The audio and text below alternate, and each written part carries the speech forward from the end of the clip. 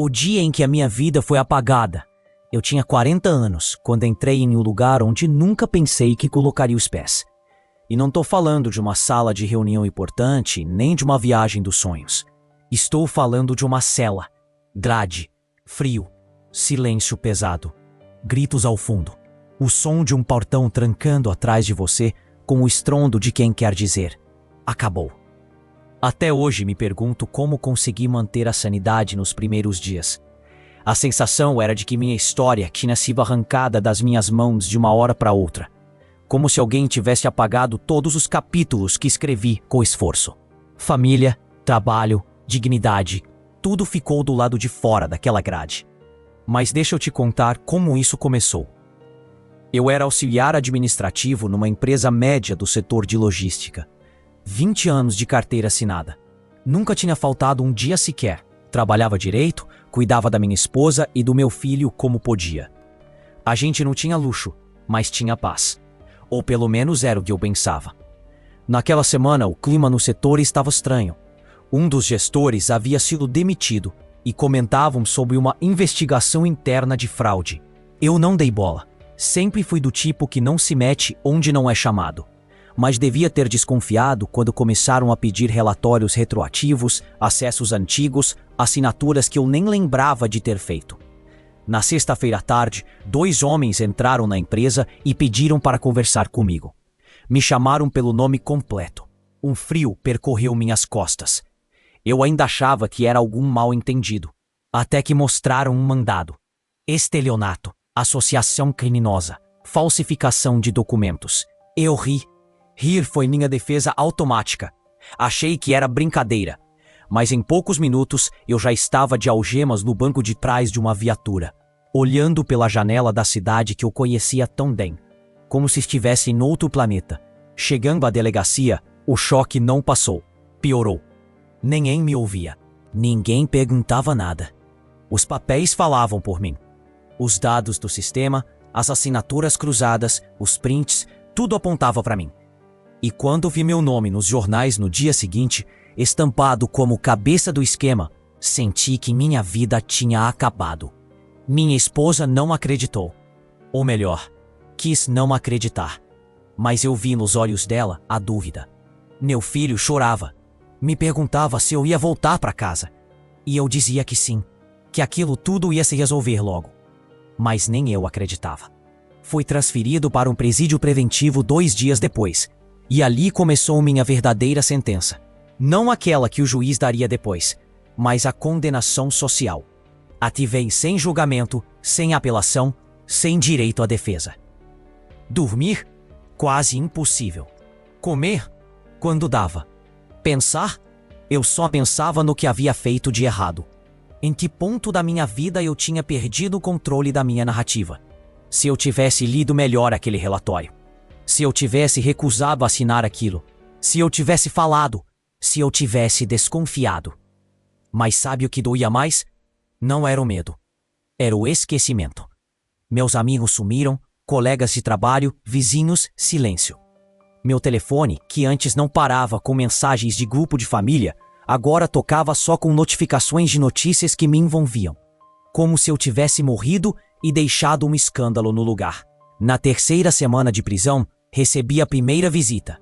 Foi minha mãe. Ela se sentou diante de mim, me olhou nos olhos e disse: "Você ainda é meu filho." Só isso. E foi o suficiente para eu não desmoronar de vez. Ali começou minha luta. Comecei a estudar meu próprio processo dentro da cadeia. Pedia papel, lia cada laudo, cada prova. Fiz amizade com um interno que havia estudado direito antes de ser preso. Ele começou a me explicar as falhas. E quanto mais eu lia, mais absurdo parecia. As assinaturas que usaram eram digitalizadas, não manuscritas. Os acessos aos arquivos vinham de um computador que ficava num setor onde eu nem tinha autorização. As mensagens, nenhuma vinha do meu número. Eu montei minha defesa sem ser advogado, porque ninguém lutava por mim lá fora. E quando, 4 meses depois, o Ministério Público arquivou parte da denúncia por falta de provas, eu sabia que ainda não era liberdade, mas era uma fresta de ar. Mesmo assim, fiquei 2 anos e 7 meses preso. 2 anos e 7 meses vendo o tempo passar em câmera lenta, enquanto lá fora tudo desmoronava. Mas um dia, a sentença veio. Absolvido, sem provas suficientes. Reconhecimento de erro processual. Só que o pior já tinha acontecido. Eu tinha sido julgado por todos antes mesmo de entrar na sala do juiz. Quando saí, esperava que o mundo me abraçasse, mas encontrei apenas portas fechadas, olhares tortos e gente que atravessava a rua ao me ver. Foi aí que eu percebi. Se eu quisesse recomeçar aos 40, não poderia esperar por justiça. Teria que criar a minha própria. E vou te contar como um ex-presidiário injustiçado conseguiu dar uma reviravolta e ensinar coisas que ninguém ensina nas escolas, nem nas igrejas, nem no mercado de trabalho. Porque depois que você perde tudo, só resta descobrir quem você realmente é. O mundo não te espera de braços abertos. Eu tinha o papel na mão. O papel que dizia inocente. Mas parecia que ninguém mais queria ler. Ninguém mais queria saber. Quando saí pela porta principal daquele presídio, não ouvi fogos. Não recebi abraço. Não teve almoço de boas-vindas. Só um silêncio constrangedor e o som do portão se fechando atrás de mim. Era como se o sistema tivesse dito, tá livre, mas não bem-vindo. Do lado de fora, o mundo era outro. Meu filho já estava com 13 anos. Minha esposa não era mais minha esposa. E a casa onde morei por quase 2 décadas agora tinha outro nome na caixa de correio. Tentei procurar emprego. A ficha estava limpa no papel, mas suja na memória dos outros. Bastava uma pesquisa rápida no Google para me associarem ao escândalo. Mesmo com o processo arquivado, mesmo com a sentença a meu favor, o rótulo estava lá, ex-presidiário. Uma empresa de limpeza me chamou para a entrevista. O gerente me olhou de cima a baixo e perguntou, tem passagem? Eu respirei fundo. Não menti. Disse a verdade. Ele respondeu com um sorriso sem graça. A gente te liga depois. Nunca ligou. Nessa hora eu percebi, o inferno não era a cadeia. O inferno era a vida depois dela. Mas eu ainda tinha algo que ninguém podia tirar de mim. E não tô falando de dor. Tô falando de lições reais, viscerais, coisas que não se ensinam por aí. Eu vi homens que roubaram porque tinham fome. Vi outros que destruíram suas famílias por causa de uma garrafa. Vi gente rica que caiu por arrogância. E vi gente simples que estava ali porque ninguém os defendeu. E entre essas grades, aprendi uma coisa.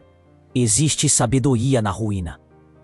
Sim, ali, entre gritos, insultos, solidão e paredes sujas, encontrei o tipo de conhecimento que ninguém compartilha.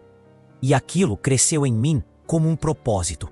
Comecei a escrever, peguei cadernos doados por ONGs e registrei tudo o que eu havia aprendido sobre erros, arrependimento, caráter, perdão, lealdade, sobrevivência, amor próprio e fé. Sim, fé. Porque teve dias em que só uma coisa me manteve vivo. Uma conversa silenciosa com Deus. Não a religião bonita dos templos, não o ritual de domingo, mas aquela fé crua, suada, sangrando em oração. Uma fé que dizia, você não foi criado para morrer injustiçado. Com o tempo, minhas anotações viraram palestras improvisadas em ONGs e igrejas locais. Aceitava qualquer convite. Falava para grupos de 5, 6 pessoas. Gente que também estava recomeçando. Ex-usuários, mães solo, adolescentes em risco. Eles me ouviam e choravam, porque eu falava o que ninguém falava. Eu dizia o que dói e mostrava que dá para sair do fundo. Uma vez, depois de uma palestra, uma senhora me abraçou e disse, você falou o que o meu filho precisava ouvir. Antes de ser preso. Aquilo me partiu, mas também me acendeu. Eu entendi que minha dor tinha virado um instrumento. Minha vergonha tinha virado ponte. E que meu nome, tão manchado por notícias antigas, agora era esperança para quem já tinha perdido tudo. Foi nesse momento que nasceu o projeto O Que Ninguém Ensina. Sem patrocínio, sem apoio político, só com papel, caneta e verdade. Montei um canal pequeno nas redes sociais, Gravava com o celular emprestado, sem iluminação, sem microfone, sem cenário bonito, mas com alma, com sangue, com cicatriz. E as pessoas começaram a ouvir. O vídeo que viralizou foi um em que eu disse: "Você não é o que fizeram com você." Aquela frase saiu de mim como um grito. Foram milhares de compartilhamentos. Comentários de mães, de pais, de jovens em crise, de adultos com vergonha de recomeçar. E ali eu percebi que eu não estava sozinho. Existem milhares de pessoas aos 40, 50, 60 anos esperando uma chance de provar que ainda tem algo para viver, que ainda dá tempo, que ainda tem chão. E é por isso que eu decidi continuar. Na parte 3, vou te contar como esse projeto cresceu, como enfrentei ataques, zombarias, censuras e como, mesmo sem diploma, comecei a mudar vidas com algo que nenhum curso ensina: vivência real. Se você chegou até aqui, comenta, ainda dá tempo, e me mostra que essa história está fazendo sentido para você também. Ensinar o que ninguém tem coragem de dizer. Quando você perde tudo, descobre 2 verdades sobre o mundo. A primeira é que a maioria vai te esquecer. A segunda é que os esquecidos se encontram. Foi com esses esquecidos que meu projeto começou a crescer. Gente que não aparece em propaganda de empresa. Gente que nunca recebeu parabéns por nada. Pessoas com marcas invisíveis que ninguém quer ouvir. E, mesmo assim, com uma vontade enorme de recomeçar. De provar que ainda tem algo a oferecer. Eu não tinha estrutura. Meu canal era simples, quase amador, mas era sincero. E acho que foi isso que tocou as pessoas. Postei um vídeo chamado "O que aprendi com um assassino". Nele, eu contei sobre o homem que, mesmo tendo tirado uma vida, passava as madrugadas ensinando alfabetização dentro da cadeia. Era um monstro para o sistema, mas um professor para quem o sistema abandonou. O vídeo explodiu. Recebi mensagens do Brasil inteiro. Pessoas que choraram. Gente que me disse: "Meu pai tá preso e ninguém acredita que ele mudou. Sou ex-presidiário e nunca consegui contar minha história. Sou mãe e não sei como ensinar meu filho a recomeçar." A dor dessas pessoas encontrou abrigo nas minhas palavras. E foi aí que entendi: a sociedade está cheia de gente com fome de verdade, de humanidade, de redenção. Comecei a ser convidado para eventos comunitários, igrejas pequenas, reuniões de recuperação, escolas de periferia. Me pagavam com café, às vezes nem isso, mas cada olhar atento, cada obrigado no final era mais valioso que qualquer salário que eu já tive. Teve uma vez, numa sala abafada de um centro de reabilitação, que um rapaz me interrompeu no meio da fala e disse: "Você acha mesmo que eu consigo mudar, cara? Você acha que ainda dá tempo para mim?" Eu respirei fundo e disse: "Não acho. Eu tenho certeza, porque eu já vi o fundo do poço, e o que me salvou não foi força, foi a escolha de não morrer ali." Ele chorou, e não foi o único. Essas cenas se repetiram, e o projeto foi ganhando forma. Criei um nome: O que Ninguém Ensina, porque era isso mesmo. Ninguém ensina como levantar da vergonha. Ninguém ensina como encarar a rua depois do erro. Ninguém ensina como pedir perdão a um filho que viu você algemado. Essas lições a gente aprende no chão, no escuro, na perda, e é por isso que comecei a organizá-las. Escrevi um pequeno manual de recomeço. Não era um livro bonito. Era feio mesmo. Impresso em gráfica simples, capa preta, papel barato. Mas era direto, como a vida exige que seja quando tudo parece perdido. Entreguei em presídios, casas de recuperação, abrigo de menores. Era como estender a mão para mim mesmo no passado. Como dizer: "Não desiste, eu saí vivo. Você também quem segue." E nem tudo foram flores. Fui chamado de oportunista, de bandido tentando lacrar. Gente que nunca me ouviu, nunca me leu, dizendo que eu devia me esconder, que minha voz não merecia ser ouvida. Mas eu não me calei, porque percebi uma coisa importante. Tem gente que precisa da minha cicatriz para curar a própria ferida. E se eu me calar, quantos vão desistir achando que não tem volta? Comecei a estudar mais. Li livros de psicologia, de espiritualidade, de direito, de comunicação. Não para virar especialista, mas para entender melhor o que a dor faz com a gente. O que a vergonha nos obriga a esconder. O que a solidão sussurra quando ninguém mais te chama pelo nome. Aos poucos, fui refinando o conteúdo.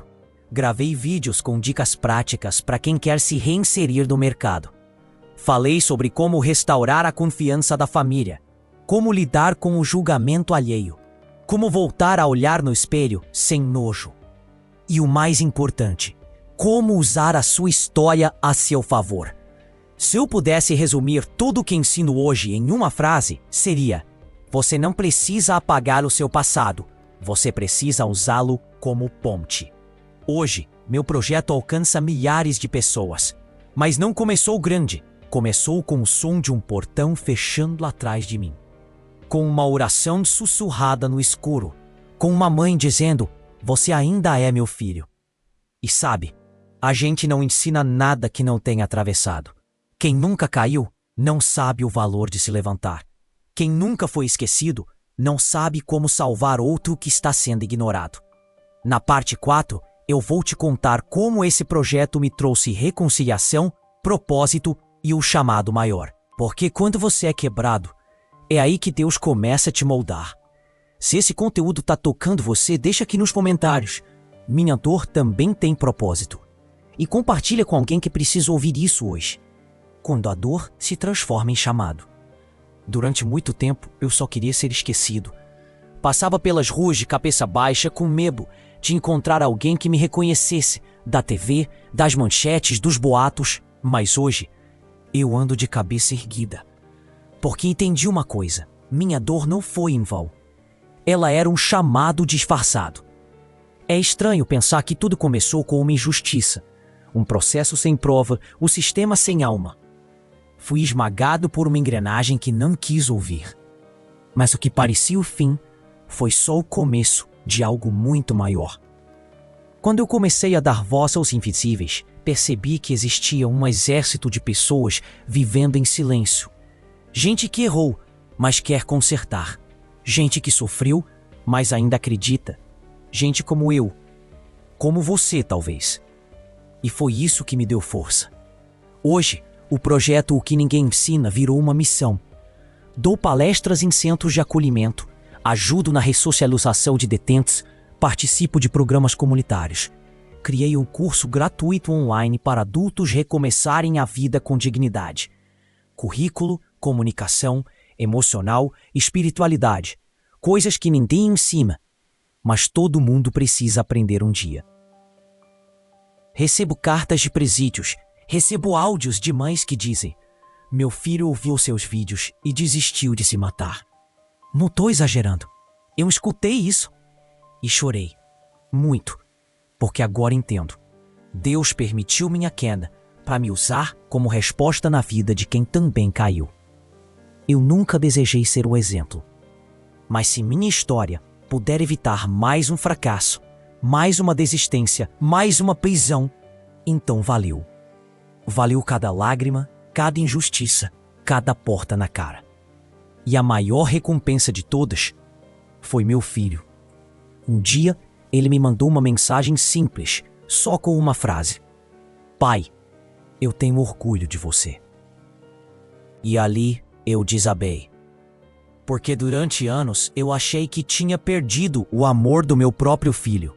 Mas entendi que a reconstrução é possível. Que o tempo não apaga tudo, mas pode restaurar. E que nenhuma sentença humana tem mais poder que o perdão. Hoje, quando olho para trás, vejo quanto fui moldado, mas Deus me reconstruiu. E se você, que está me ouvindo agora, sente que sua vida está em pedaços, escuta isso. Você não está acabado. Você está sendo preparado.